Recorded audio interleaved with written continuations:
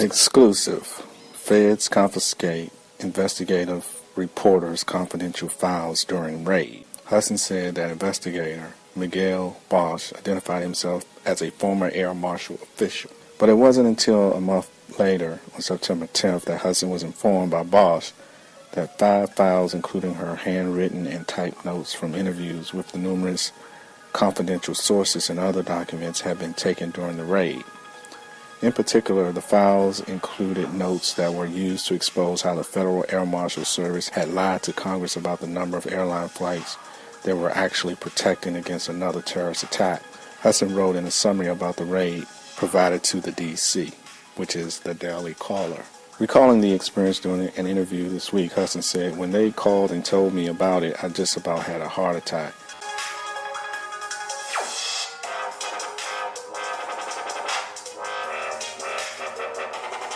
She said she asked Bosch why they took the files. He responded that they needed to run them by TSA to make sure it was legitimate for her to have them.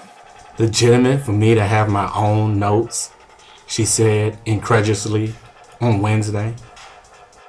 Asked how many sources she thinks may have been exposed, Hudson said a lot, more than one. There were a lot of names in those files. The document also notes that Victor Hodgin, the trooper in the Criminal Investigation Division of the Maryland State Police, whose name is on the search warrant, assessed Flanagan's Facebook account in his investigation.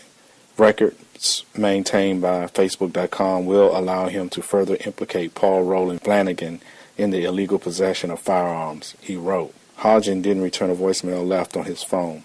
Shipley, the spokesman with the Maryland State Police, said the evidence and information developed during this investigation is currently under review by both the Anne Arundel County State's Attorney Office and the United States Attorney's Office. A determination will be made by officials in these offices regarding the state and or federal charges that may be placed as a result of this investigation, he said. Hudson told the D.C. that the couple had a run-in with the Maryland State Police about 6 years ago.